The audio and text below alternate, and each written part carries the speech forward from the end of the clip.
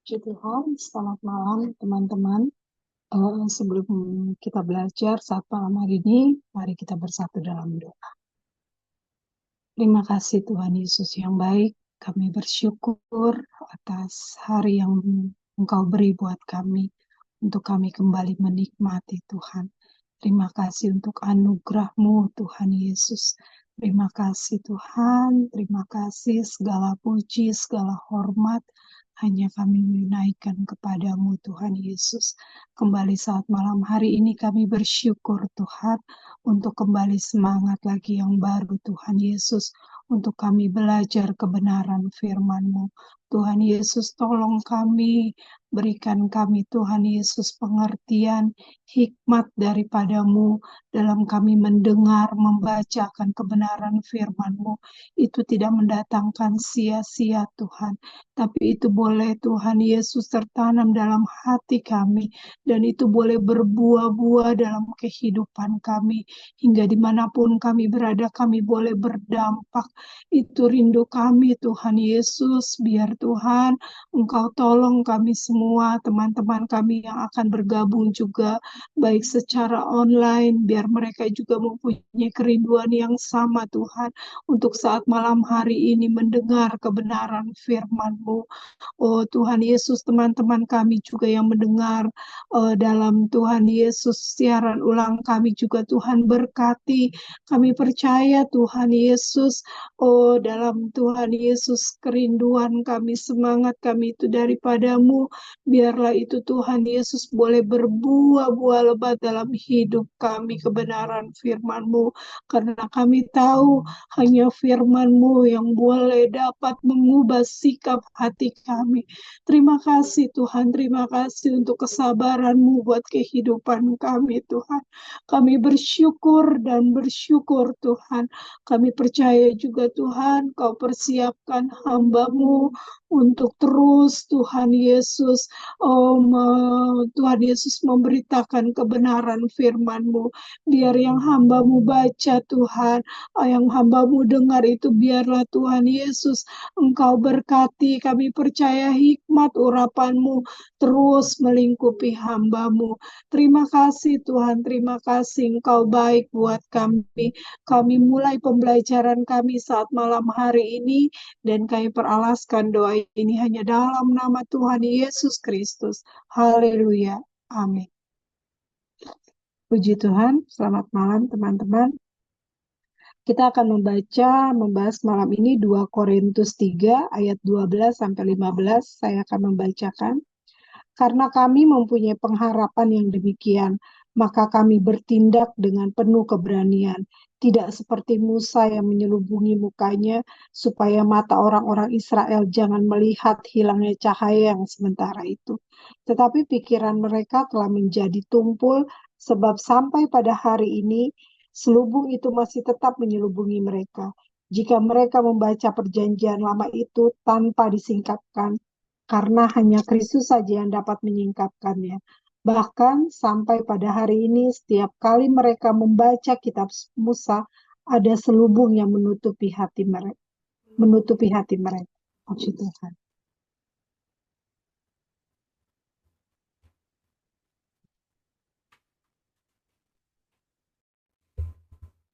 Segala hormat kemuliaan bagi Tuhan Yesus.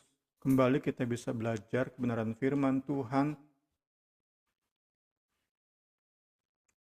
Kembali kita bisa merenungkan. Kembali kita bisa memperoleh hal-hal baru dari kebenaran firman Tuhan.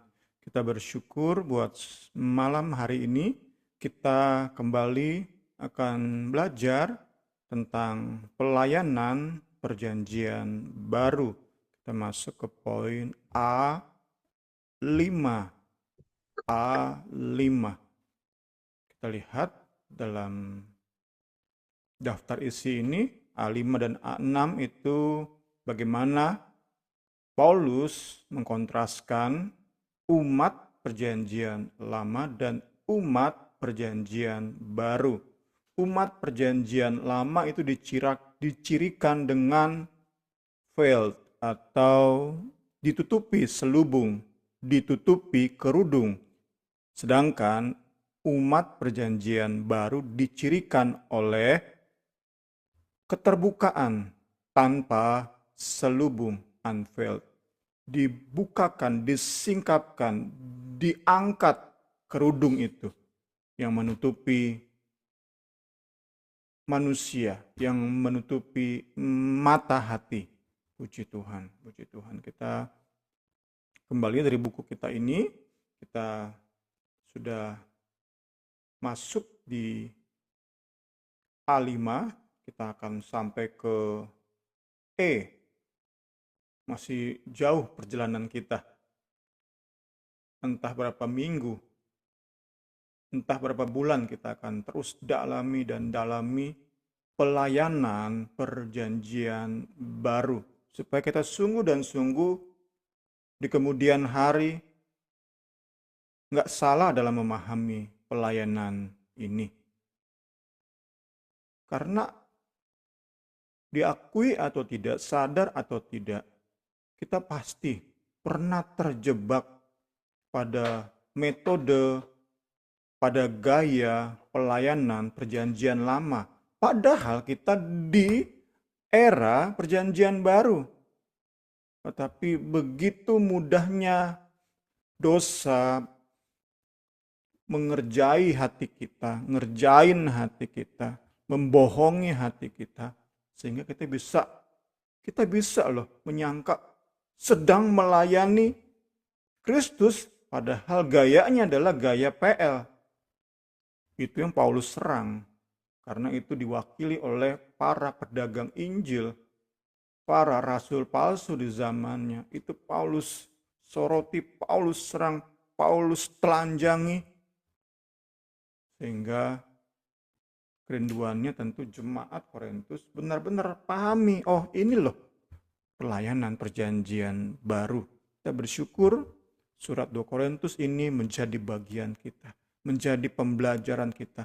Kita rindu, kita pun enggak lagi terjebak dalam pengulangan gaya PL dalam kita melayani Yesus Kristus. Puji Tuhan, segala hormat, kemuliaan bagi Kristus. Kita masuk ke buku kita. Sudah kita baca ayat-ayat kita malam hari ini. Kita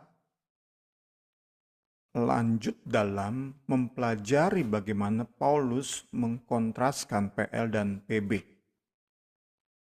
Namun tentu kita lihat di malam hari ini lebih kepada umat PL versus umat PB. Umat PL versus dikontraskan dengan umat PL. Umat PB. Umat PL kontras umat PB. Terakhir di ayat 11 minggu lalu, Paulus sudah tunjuk PL itu sebagai sebuah perjanjian yang kemuliaannya bisa pudar, bahkan sudah pudar. Sedangkan PB nggak bisa pudar. Cahaya kemuliaan yang menyertai PL nggak kekal, alias sementara.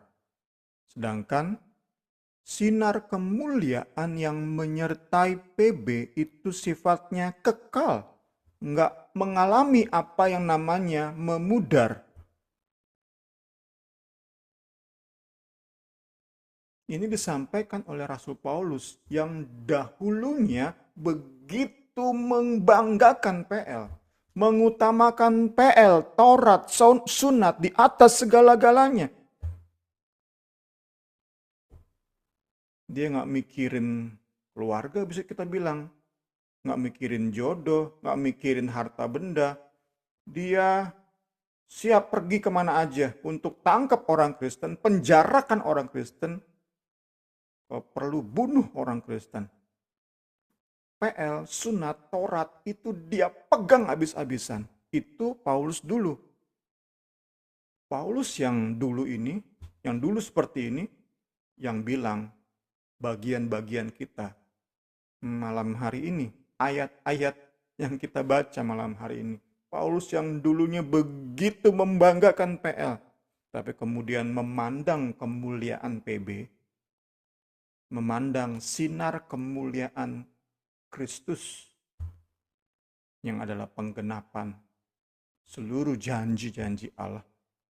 Paulus yang dulunya membanggakan PL, kemudian berjumpa dengan Kristus, memandang kemuliaannya. Di ayat-ayat ini Paulus diberitahu oleh Roh Kudus bahwa cahaya yang kamu lihat di muka Kristus nggak akan pudar. Nggak seperti cahaya di muka Musa. Kita percaya pekerjaan Roh Kudus yang membangkitkan harapan itu di dalam kepastian, di dalam keyakinan yang berlebih-lebih, membual-bual, meluap-luap. Itulah mengapa Paulus bilang di ayat 12, karena kami mempunyai pengharapan akan kemuliaan yang gak bisa memudar, kami penuh dengan keberanian. Keberanian lebih tepat di sini untuk dibandingkan dengan kondisi terselubung. Sekali lagi, untuk demi kepentingan membandingkan, mengkontraskan kondisi tertutup selubung, maka buku kita ini menafsirkan, mengartikan keberanian itu sebagai sebuah kondisi terbuka. Kita teringat tentu di Taman Eden, ketika kemuliaan Allah masih menyelubungi mereka, Adam dan Hawa, mereka telanjang tapi pede. Mereka nggak perlu mengenakan baju sedikit pun. Pede mereka. Berani mereka. Berani hadapi siapapun termasuk Allah sendiri. Berani mereka datang dengan ketelanjangan mereka.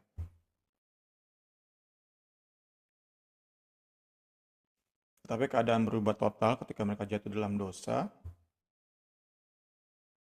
Entah ketemu monyet, mereka berani nggak? Masih pede nggak mereka ketemu monyet ya? Yang jelas ketemu Allah, mereka udah nggak pede lagi. Mereka harus nutupi diri mereka. Karena itu, kita kembali ke gambaran yang Paulus gunakan, openness, keberanian, keterbukaan, itu ciri PB, ciri umat PB, sedangkan ciri umat PL adalah ketertutupan oleh selubung. Ini penekanan kita di malam hari ini. Openness sama veiledness, keterselubungan, ketertutupan dibandingkan dengan keterbukaan. Puji Tuhan.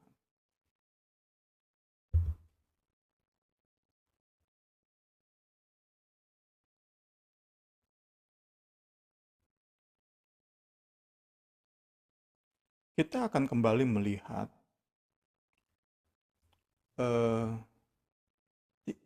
Keluaran 34. Keluaran 34, kondisi atau latar belakangnya adalah pemberian 2 loh batu yang baru. Latar belakang Exodus atau Keluaran 34 adalah pemberian 2 loh batu yang baru. Kita sudah baca ayat-ayat ini minggu lalu, kita akan ulang karena inilah narasi yang Paulus gunakan.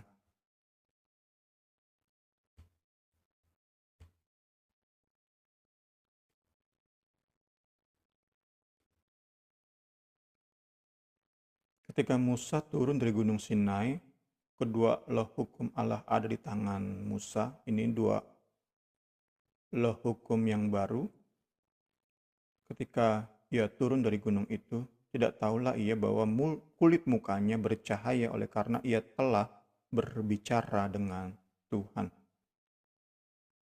Muka Musa bercahaya karena telah berbicara dengan Tuhan. Ketika Harun dan segala orang Israel melihat Musa, tampak kulit mukanya bercahaya, maka takutlah mereka mendekati dia. Tetapi Musa memanggil mereka, maka Harun dan segala pemimpin jemaah itu berbalik kepadanya dan Musa berbicara kepada mereka. Sudah itu mendekatlah segala orang Israel, lalu disampaikannya kepada mereka segala perintah yang diucapkan Tuhan kepadanya di atas gunung Sinai. Setelah Musa selesai berbicara dengan mereka, diselubunginya lah mukanya. Tapi apabila Musa masuk menghadap Tuhan untuk berbicara dengan dia, ditanggalkannya lah selubungi itu sampai ia keluar. Dan apabila ia keluar, dikatakannya lah kepada orang Israel apa yang diperintahkan kepadanya. Apabila orang Israel melihat muka Musa, bahwa kulit mukanya bercahaya, maka Musa menyelubungi mukanya kembali sampai ia masuk menghadap untuk berbicara dengan Tuhan. Masih di pendahuluan, kita belum masuk ayat per ayat. Setelah lihat tadi ayat 12, maka di ayat 13, Paulus memperkenalkan elemen utama dari ayat-ayat kita malam hari ini. Musa menyelubungi mukanya sendiri. Rasul Paulus menggunakan kisah ini, menggunakan Musa selubungi muka, itu untuk menjelaskan bahwa kemuliaan PL itu dalam kondisi diselubungi.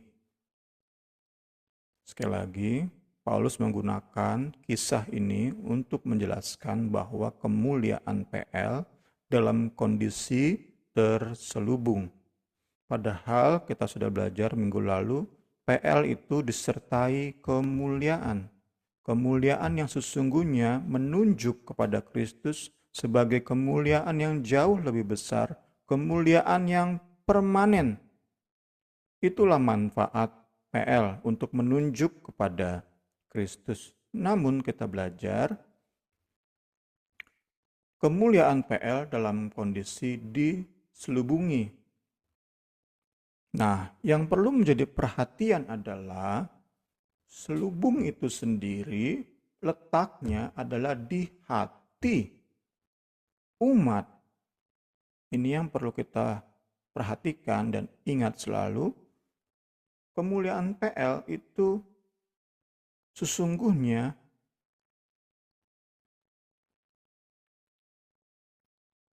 tetap ada kan, walaupun memudar, tetapi ada di muka Musa. Musa menyelubungi mukanya itu secara figuratif untuk menunjuk kepada selubung di hati umat. Itu yang nanti kita lihat di ayat 14. Tumpul, pikiran yang tumpul itulah penyebab Musa selubungi mukanya oleh karena kekerasan hati umat, hati bangsa Israel saat itu. Nah, kondisi ketidakmampuan melihat sinar kemuliaan PL karena ditutupi oleh selubung itu dikontraskan oleh Rasul Paulus dengan umat PB. Umat PB hatinya terbuka. Sehingga nanti kita akan sampai kepada ayat 18. Ayat pemuncak dari, dapat kita katakan dari ayat 1. Secara khusus dari 12 sampai 18. Pemuncaknya adalah ayat 18. Itulah pemuncak dari narasi, dari argumen yang Paulus bangun di bagian ini.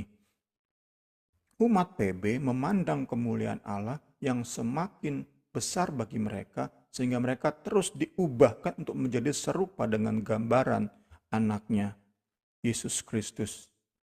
Anak Allah, Yesus Kristus. Itu yang dikontraskan oleh Rasul Paulus.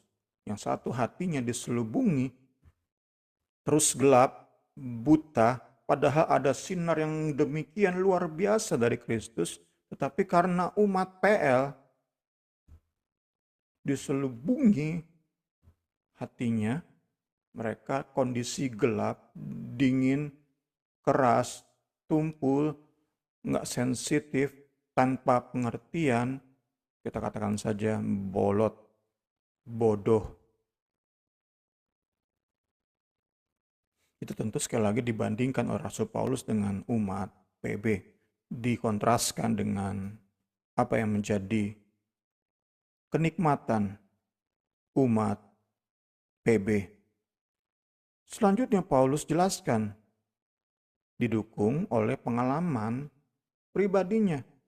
Sekali lagi, didukung oleh pengalaman pribadi Rasul Paulus sendiri.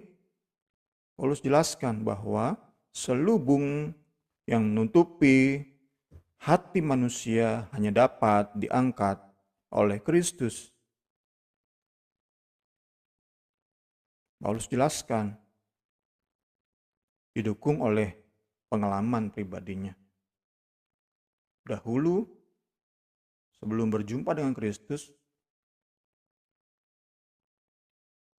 mungkin bukan hanya di hari Sabat, tetapi tiap hari Paulus dengar firman, dengar perjanjian lama, terus diulang-ulang. Tapi Paulus hatinya diselubungi, hatinya dibutakan. Sehingga saat Kristus hadir dengan kemuliaannya, Paulus nggak bisa melihat kemuliaan itu. Itu kondisi dulu. Oleh anugerah Kristus, selubung yang tutupi hati Paulus diangkat, disingkapkan.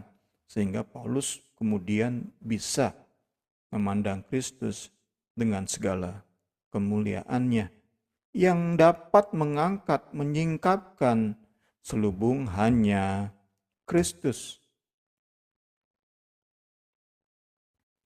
Karena itu dibandingkanlah oleh Rasul Paulus PL, umat PL versus umat PB.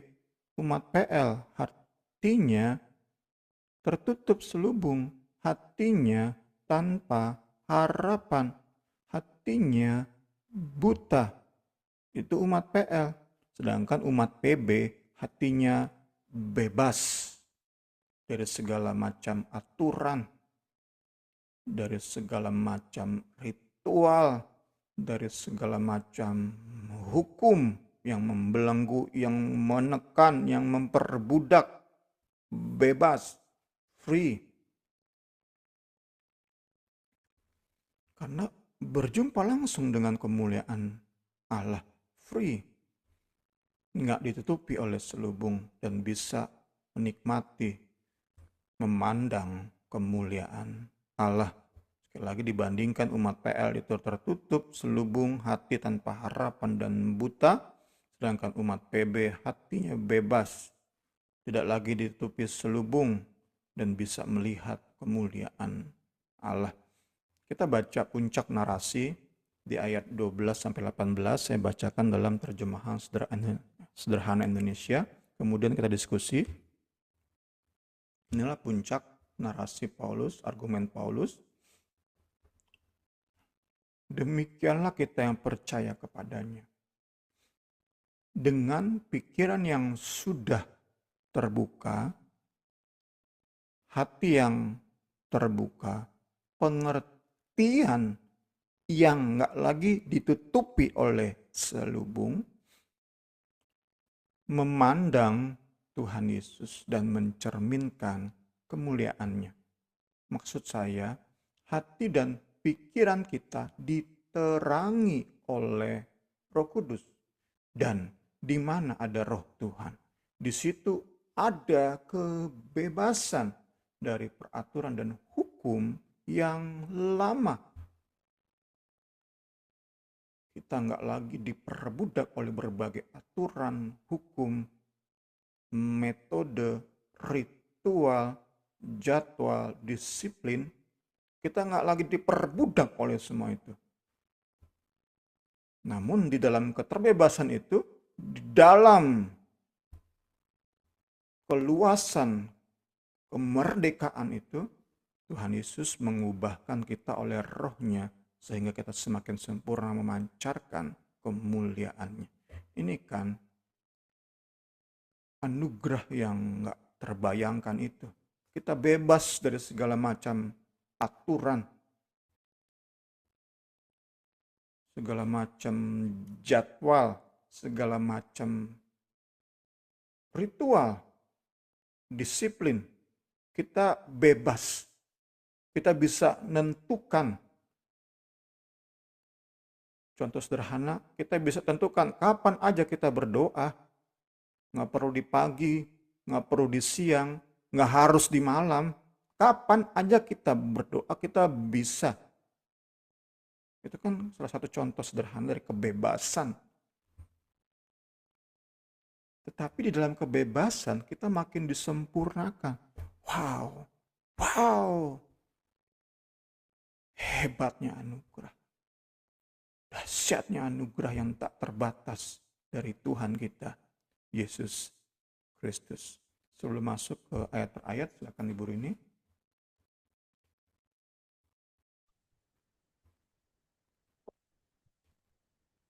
Puji Tuhan, puji Tuhan saat malam hari ini kita ramai.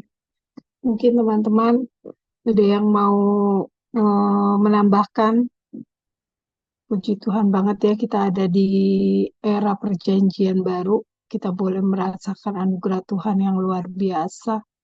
Kita boleh menjadi apa kalau Bung Semi selalu bilang penikmat-penikmat anugerah.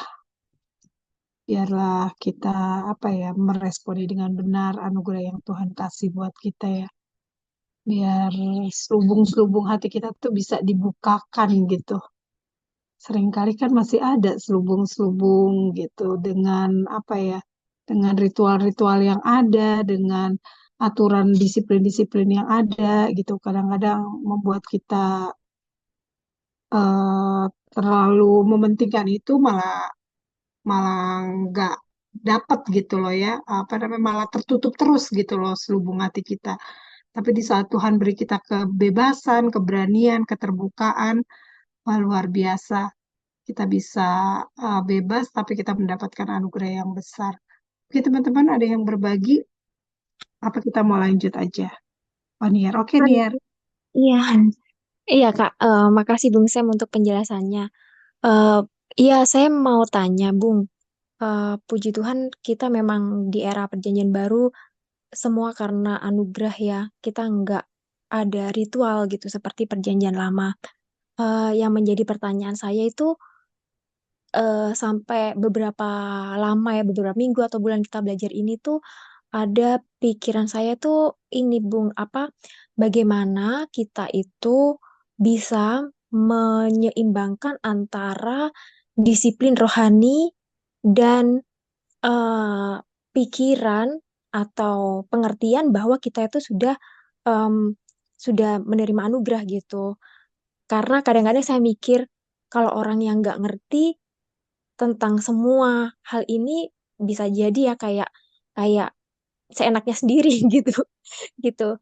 Apalagi ya aku masih ingat juga dulu-dulu Bung Semi suka ngajarin tentang apa sih namanya belajar disiplin rohani, terus latihan fisik itu ada faedahnya. Begitu juga kita juga melatih badan kita dalam apa ya, dalam mempraktekkan itu. Ya memang memang kita em, saya paham gitu maksudnya gitu, tapi em, pertanyaan saya tuh kayak gimana caranya memang kita tuh kayak nggak harus doa malam pagi gitu.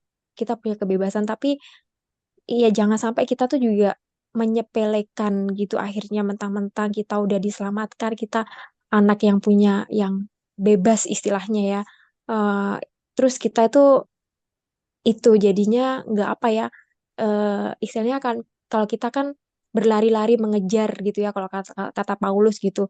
Jadi iya, pertanyaan saya tuh gimana sih Bung bisa menyeimbangkan gitu antara antara kita mengerti dan kita tuh juga di sisi lain kita tuh tetap punya apa ya kekuatan gitu untuk terus bisa berlari gitu Bung. Itu aja sih Bung.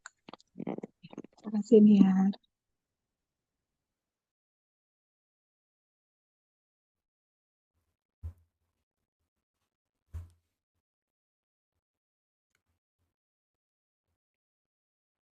Dimulai dari Minggu lalu ya saya sudah singgung Pendeta Yakub Susabdat dalam khotbahnya memberi contoh ada orang-orang tua yang bermaksud baik memaksa anak-anaknya untuk doa tiap hari 1 jam misalnya.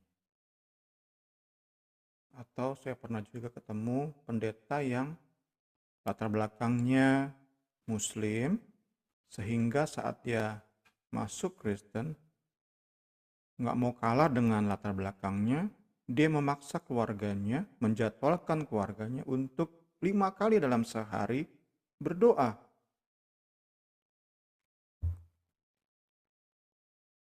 Pendeta Yakub bilang, maksud baik orang tua ini bisa berakibat fatal, yaitu dengan lahirnya, tumbuhnya anak-anak yang mendewakan ritual, mendewakan disiplin. Saya singgung kemarin, menghasilkan orang-orang Kristen yang berpikiran ibadah itu kewajiban, ibadah itu harus tepat waktunya, banyak aturannya, dijadwalkan.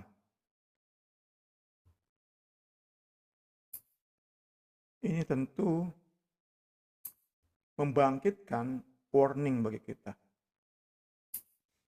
Nah, di sisi lain kita pun nggak mau, karena kita di di bagian ini terus menekankan kebebasan, kita pun nggak mau orang-orang yang dipengaruhi, yang mendengar kita justru menyalahgunakan kebebasan yang Kristus berikan. Itulah yang perlu kita sama-sama dalam hikmat Roh Kudus mengejar, mengusahakan keseimbangan itu. Di satu sisi kita nggak mau terlalu menekankan kedisiplinan, sehingga kita dikungkung, diperbudak oleh disiplin tersebut. Di sisi lain, kita nggak mau menyalahgunakan kemerdekaan Kristus dengan menganggap seenaknya aja hidup kita jalani. Hari-hari kita jalani. Ini tentu butuh hikmat Roh Kudus. Ini tentu perlu kita dalami lebih lanjut agar kita di keseimbangan itu dapat kita bagikan kepada anak-anak kita.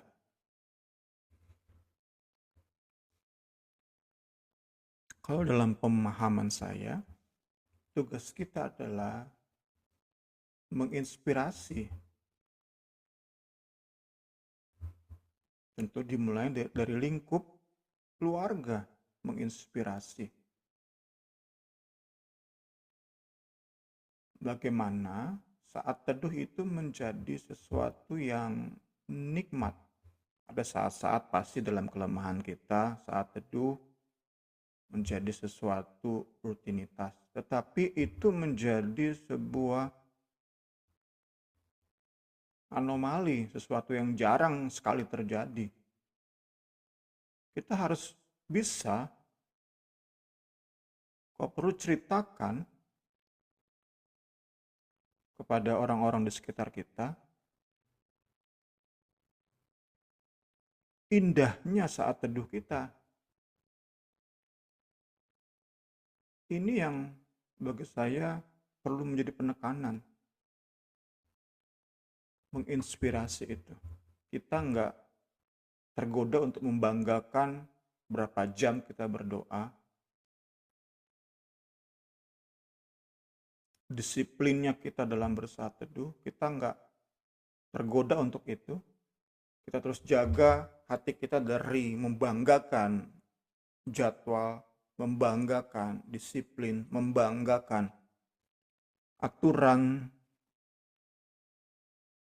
Kita jaga hati kita dari itu, namun di sisi lain kita membagikan, menceritakan pengalaman kita dalam bersaat teduh. Bagaimana Tuhan memeluk kita dalam bersaat teduh, kita rasakan kehangatan, kita rasakan ketenangan. Itu kan kita bisa ceritakan. Nggak perlu kita bilang kita berdoa 1 jam, tapi kita ceritakan. Kami berdua dalam doa-doa kami nikmati Tuhan. Ada saat-saat di mana Tuhan memberi beban doa yang begitu dalam. Itu kan pengalaman-pengalaman indah bersama Tuhan. Pengalaman-pengalaman bagaimana Tuhan mempercayakan pelayanan-pelayanan.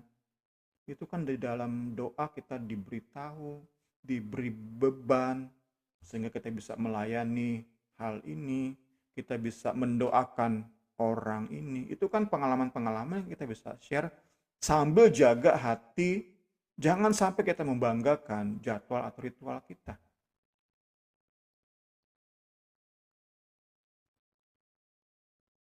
Kita teringat pada Paulus, tentu di kitab ini juga, membanggakan segala pencapaiannya.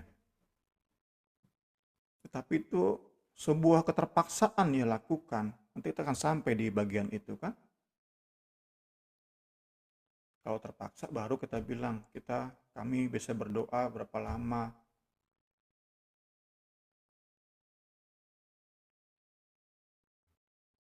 Kita perlu terus belajar, saya percaya, supaya bisa menyeimbangkan di dalam hikmat Roh Kudus antara jadwal dan kebebasan, antara rutinitas ritual dan pengalaman-pengalaman penuh kenikmatan. Itu perlu kita benar-benar seimbangkan sambil jaga hati. Jadi itu pengalaman kita tentu harus lakukan kan. Kita lakukan, itu pengalaman kita pribadi, kita nggak bisa paksa orang lain sama seperti kita. Tetapi kita bisa menginspirasi mereka untuk juga berjumpa secara pribadi dengan Kristus. Untuk menikmati hari-hari mereka, waktu-waktu mereka dengan Kristus. Itu nggak bisa dipaksakan itu kan. Berjumpa dengan Kristus tiap-tiap hari itu nggak bisa dipaksakan. Menikmati kehadiran Kristus, kita hanya bisa menginspirasi dengan berbagi cerita. Ya tentu saat hidup kita tunjukkan hasil saat teduh tadi kan. Kita bersaat teduh tiap hari, tetapi hati kita dingin, hati kita buta, hati kita keras, hati kita tadi mendikte orang, hati kita memaksa orang untuk ikuti jadwal kita. Ya itu kan kembali ke gaya PL itu, gaya pelayanan perjanjian lama. Hati yang sungguh diubahkan lewat saat-saat teduh menikmati Kristus, hatinya bebas, memberi kebebasan bagi orang lain. Yang penting sesama ini terinspirasi untuk punya saat-saat teduh bersama Kristus. Itu intinya kan? Nah, baru saat kita bicara tentang orang-orang yang baru berjumpa dengan baru jadi Kristen, kita mau bimbing supaya mereka punya jadwal yang cukuplah dalam mereka bersaat teduh. Nah, baru ini bicara bimbingan ke orang-orang Kristen, anak-anak rohani yang baru bertumbuh. Ini tentu bisa kita lebih lagi bijak membantu dia, misalnya hanya 15 menit berdoa, yang penting tiap hari, meskipun ada saat-saat nggak ingin berdoa, paksakan diri untuk 15 menit berdoa misalnya. Tapi sambil diingatkan jangan itu menjadi beban. dengan pengertian-pengertian tertentu kita bisa mengajarkan disiplin rohani kepada orang Kristen, anak-anak, anak-anak rohani. Tapi saya percaya kalau udah dewasa, rohani, kita tugasnya hanya itu kok, menginspirasi, berbagi cerita, berbagi kenikmatan, berbagi kepercayaan yang Tuhan titipkan kepada kita. Hati yang terbeban, hati yang suka melayani, itu kan kita bisa share, kita bisa bagikan untuk menginspirasi. Tuhan Yesus tolong kita semua. Kita lanjut untuk malam hari ini. Kita masuk ke ayat 12, 13.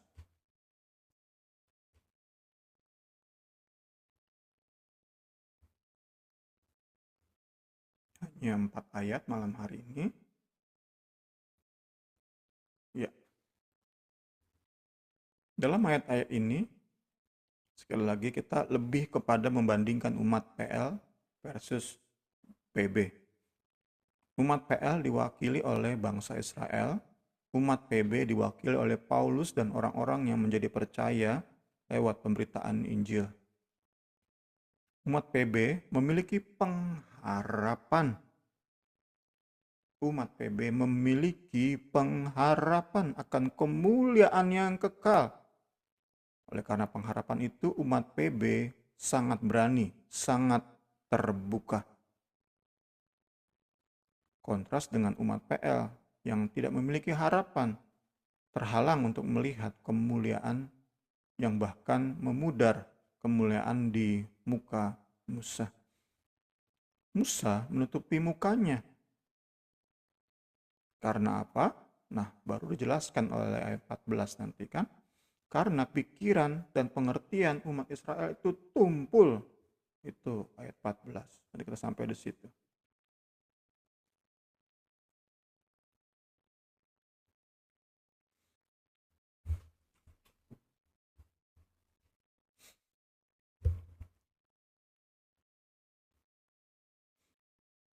Ini penekanan kita. Musa tutupi mukanya karena their minds, pikiran mereka were hardened. Tumpul di dalam bahasa versi LAI. Tumpul, hardened, menjadi keras. Nggak bisa mengerti, nggak bisa, nggak sensi dalam merespons. Saya coba dalami bagian ini. Kita dapat tafsirkan bahwa bangsa ini enggan berurusan dengan perkara-perkara rohani. Saat Musa hadir dengan kemuliaan di wajahnya, mereka memalingkan wajah. Mereka membelakangi Musa. Entah cara apa lagi mereka lakukan. Yang penting mereka nggak berurusan dengan kemuliaan.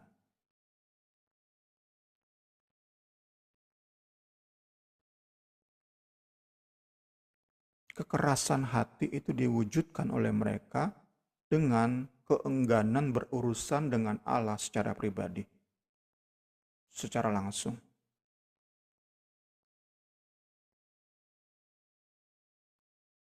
Nggak ada atau sedikit, entah kita dapat katakan, tetapi kita bisa tafsirkan, nggak ada keinginan di hati mereka untuk memandang kemuliaan Allah di muka Musa. Mungkin di hati mereka minta cepat-cepat aja itu hilang kemuliaan di muka Musa. Secepat mungkin deh hilang dari muka Musa. Nggak ada keinginan di hati mereka untuk memandang, untuk hidup mereka terekspos oleh kemuliaan Allah.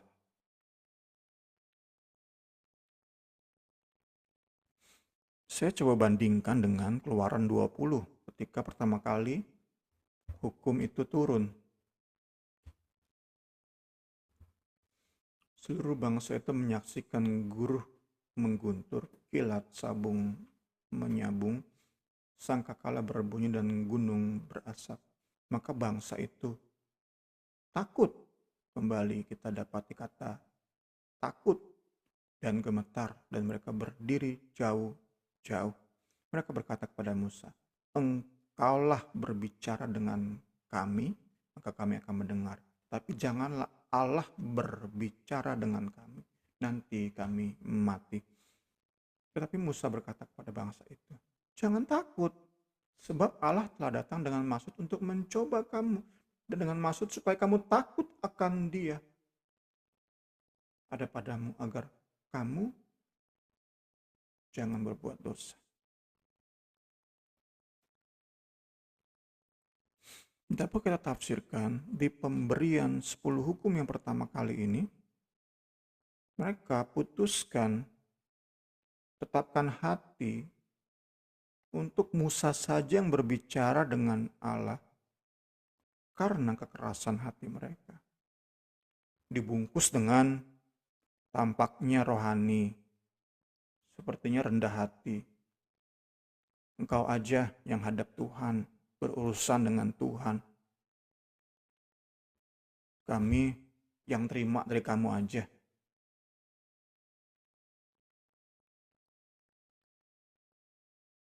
Dapat kita lihat, Musa sudah mengetahui pola kekerasan hati ini.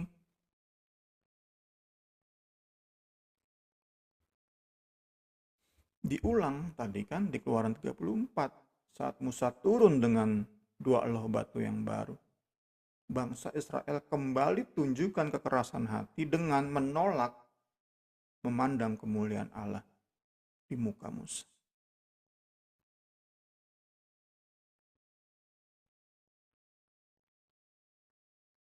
Apa yang bangsa Israel lakukan sesungguhnya menjadi pengalaman orang Kristen saat ini. Hanya beragama Kristen, namun nggak mau bicara langsung dengan Allah. Nggak mau memiliki hubungan pribadi dengan Allah. Pendeta aja yang berhubungan dengan Allah, pendeta bicara kepada kami.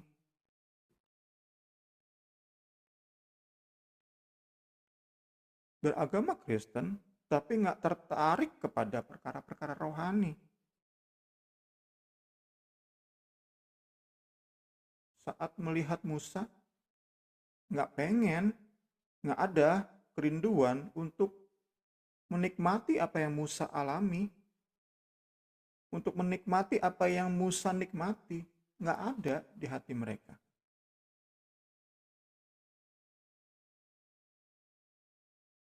Dan alasan orang-orang Kristen seperti ini, rendah hati, mereka tampak rendah hati. Saya masih banyak dosa, biar aja orang lain yang berjumpa dengan Tuhan.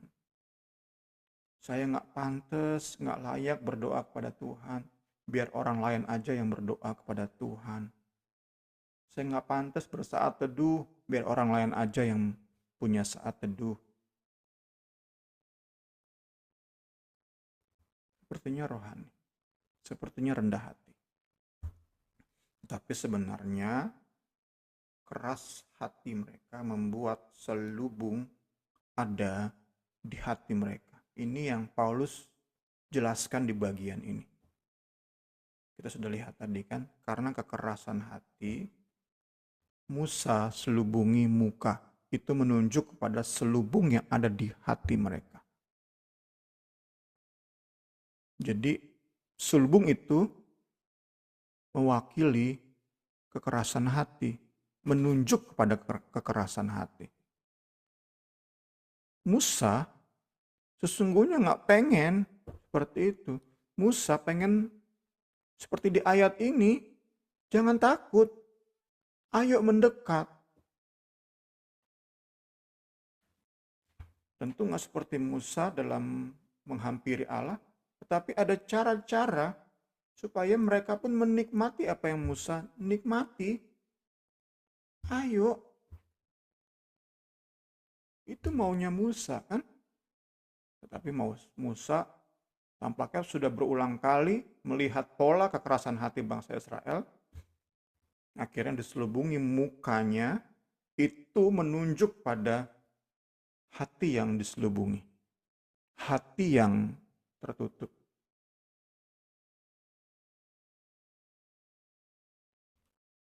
Itu kan yang kita hadapi di lingkungan kita, di persekutuan kita, di gereja kita. Orang-orang Kristen yang tiap minggu, seperti Rasul Paulus, seperti banyak orang Yahudi, tiap Sabat ke gereja dengar firman. Banyak orang Kristen tiap minggu dengar firman, tetapi hatinya terselubung, nggak bisa melihat cahaya kemuliaan Injil. Paulus dulunya seperti itu.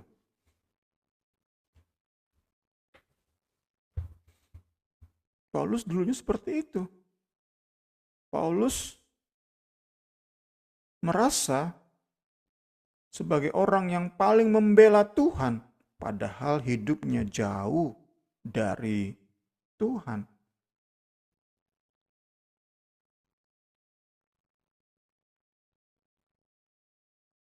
Nggak bisa memandang kemuliaan Tuhan, nggak bisa merasakan hangatnya kasih Tuhan.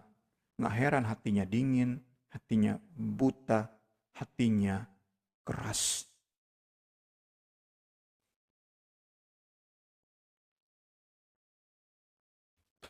Paulus katakan, hati yang keras itu menghasilkan hati yang diselubungi. Jadi kita bisa, kalau mau kita urutkan, anugerah datang, terus ditolak dalam kekerasan hati, maka selubung itu menjadi hukuman. Selubung itu menjadi hukuman. Sehingga bahkan orang Kristen ini pengen memandang kemuliaan Tuhan udah gak bisa. Karena udah keras hatinya, sudah diselubungi hatinya. Udah gak bisa dia pengen seperti apapun, nangis seperti apapun, udah gak bisa menikmati indahnya Tuhan.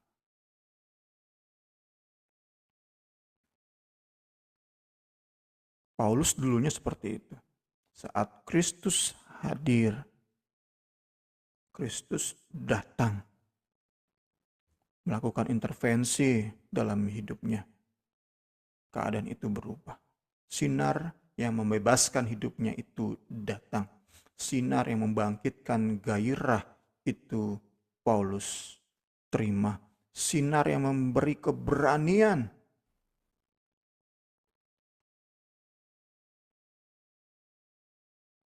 Itu yang Paulus nikmati. Namun sesungguhnya Paulus bilang, dari dulu sinar itu udah ada ketika Roh Kudus hadir di tengah Yerusalem. Udah ada sinar itu. Sudah terang benderang sinar itu. Namun karena hati Paulus masih diselubungi oleh kerudung, oleh selubung, sinar yang demikian indah itu, demikian mulia itu gak bisa sampai ke hati Paulus. Sehingga dia giat beragama. Paulus tekun melakukan ritual. Tetapi Paulus hatinya tumpul, hatinya dingin, hatinya keras. Hidupnya diperbudak oleh berbagai aturan, berbagai metode, berbagai jadwal, berbagai disiplin agamawi.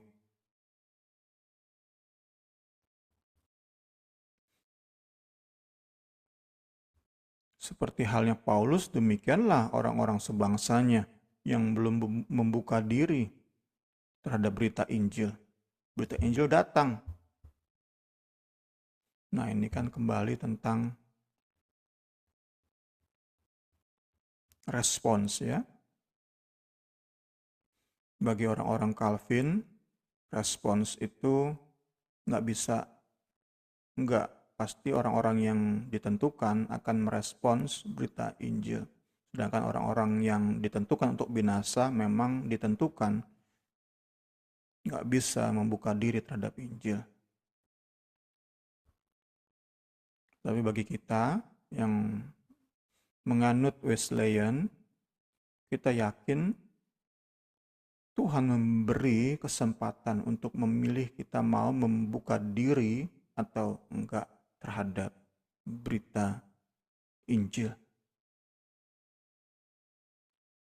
Sehingga kalau kita benar membuka diri terhadap berita Injil, maka pembelajaran firman minggu ke minggu itu enggak menjadi sesuatu yang lewat begitu aja. Kan ada kan orang Kristen tiap minggu ke gereja tetapi hatinya makin tumpul, makin nggak sensi, makin dingin, makin keras.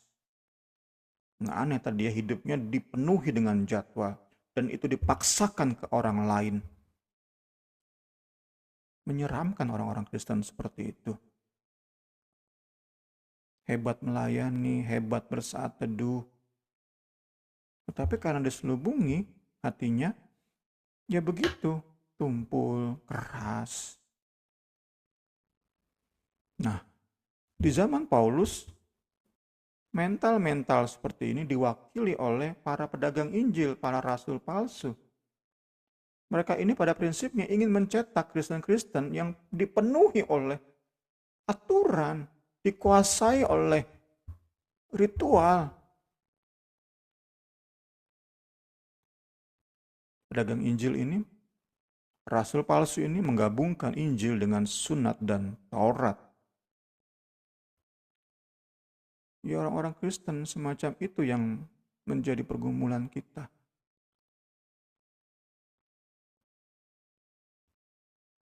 Mungkin ya tadi kalau dihubungkan dengan pertanyaan Niar, karena kita dibesarkan, kita punya background, dikelilingi oleh orang-orang yang penuh dengan disiplin itu, sehingga saya pribadi lebih cenderung untuk menekankan kebebasan. Tentu kepada orang-orang yang bablas, kebebasannya bablas, pendekatan pesan kita akan berbeda. Atau tadi kepada orang Kristen yang baru kenal Yesus.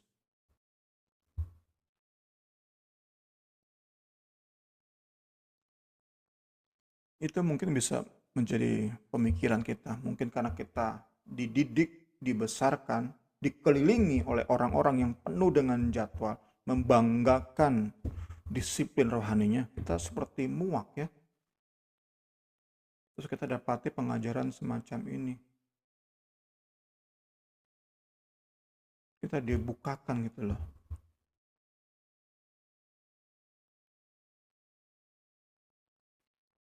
Kiranya pembelajaran malam hari ini mengingatkan kita supaya sungguh dan sungguh saat tiap kali kita mendengar Injil diberitakan, hati kita ini makin hangat.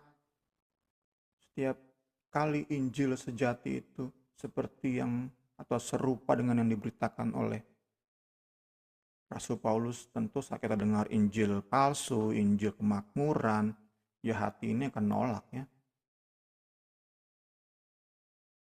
Tapi saat Injil sejati itu datang ke hati, hati kita makin hangat. Karena kan udah terekspos, kan terbuka, telanjang hati kita ini. Injil datang, makin hangat, makin sensitif terhadap kemuliaan Allah, makin bergairah terhadap perkara-perkara rohani, nagih perkara-perkara rohani. Ya karena tadi ya, terbuka, Injil masuk terus tiap minggu. Bahkan tiap hari kita sempatkan waktu renungkan firman. Masuk terus tuh. Aduh, indah banget, luar biasa banget. Kita tutup dengan refleksi. Apa yang kita banggakan selama ini? Apa yang sering kita ceritakan di hadapan banyak orang? kita ceritakan, kita share kepada sesama. Disiplinnya kita bersaat teduh atau indahnya saat teduh kita. Lamanya kita berdoa atau begitu sedihnya kita saat berdoa syafaat. Begitu terbebannya kita saat berdoa untuk sesama, untuk keselamatan sesama, untuk pemulihan sesama. Kita membanggakan seringnya kita berdoa, melapor saya berdoanya berapa lama, atau kita menginspirasi sesama. Ini kan udah masuk ke motivasi hati. Siapa yang tahu? Bahkan diri kita sendiri kadang-kadang nggak tahu. Hanya Allah yang tahu. Tapi kita bisa jaga hati. Jaga hati. Jaga hati. Tuhan Yesus tolong jaga hati. Kita nggak membanggakan saat teduh kita. Seringnya kita berdoa. Tapi kita sedang menginspirasi orang-orang terdekat kita, anggota keluarga kita, untuk juga punya kenikmatan bersama Kristus, keindahan bersama Kristus, untuk juga menerima kepercayaan yang Yesus beri di saat teduh. Karena ya itulah saat-saat kita connect dengan Allah, nyambung dengan Kristus, disitulah kita diberi beban-beban, kan, beban pelayanan, beban berdoa bagi sesama, di situ. Kalau kita nggak pernah bersaat teduh, nggak punya waktu-waktu khusus dengan Kristus, dapat dari mana kita? Yang bisa kita lakukan adalah nyontoh pelayanan orang, nyontek pelayanan orang, kemudian ujung-ujungnya apa? Iri, cemburu. Karena apa? Kita nyontek, ya kita nggak akan berhasil seperti orang yang kita contek dong. Mereka dari hati melayaninya, kita dari nyontek melayaninya. Nggak bisa. Harus indahnya saat teduh, semakin intim dengan Kristus, disitulah kita dapat beban-beban pelayanan kita unik, spesial buat kita. Segala hormat, kemuliaan bagi Kristus. Puji Tuhan.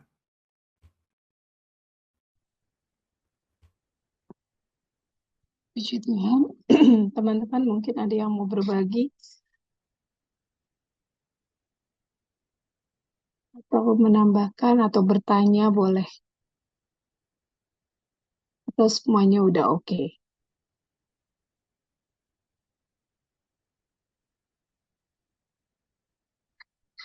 Oke, kalau tidak ada kita tutup pembelajaran kita malam ini ya.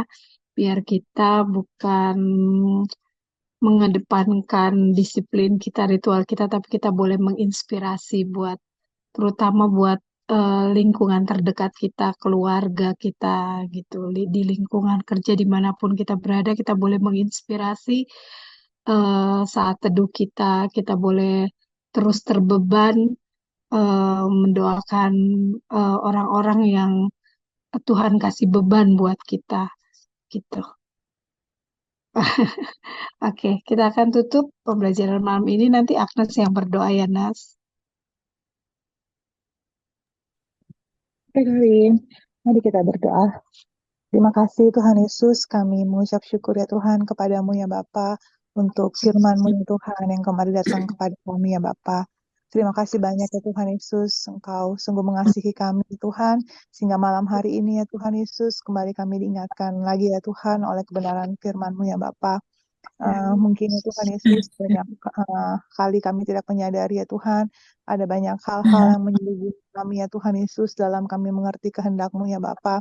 Tapi kami berterima kasih ya Tuhan Yesus untuk kebenaran firman-Mu ya Bapa. Kami rindu Tuhan Yesus terus ya Tuhan Yesus, selubung-selubung yang menutupi kami ya Tuhan, yang menutupi mata hati kami ya Tuhan, mata rohani kami terus disingkapkan ya Tuhan Yesus, sehingga dengan mata rohani yang terang ya Tuhan, wajah yang tidak terselubung ya Tuhan Yesus, kami terus mengerti kebenaran firman-Mu ya Bapa. Semakin hari semakin diubahkan ya Tuhan Yesus, semakin hari kami dengan terang melihat kebenaran firman-Mu ya Tuhan Yesus. Kami terus mengerti rencana-Mu ya Tuhan Yesus dalam kehidupan kami ya Bapa. Sehingga kami tidak salah ya Tuhan Yesus dalam menanggapi kebenaran firman-Mu ya Tuhan Yesus.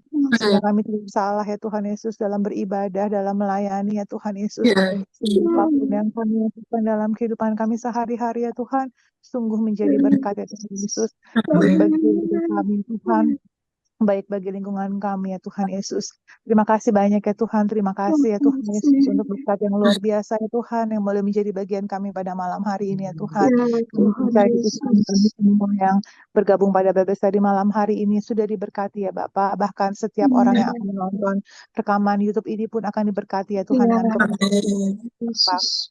Allah yang melimpah-limpah menjadi bagian Bung Semi ya Tuhan Yesus. Terus juga Engkau singkapkan lebih heran lagi Tuhan kebenaran firman ya Tuhan Yesus menjadi saluran berkat Allah ya Tuhan. Memberkati lebih banyak jiwa-jiwa ya Tuhan Yesus untuk lebih mengerti kebenaran firman Allah yang murni ya Tuhan. Terima kasih banyak ya Tuhan. Terima kasih. Kami tutup Bebes tadi malam hari ini dengan penuh ucapan syukur. Hanya di dalam nama Tuhan Yesus Kristus kami sudah berada mengucap syukur. Haleluya. Amin.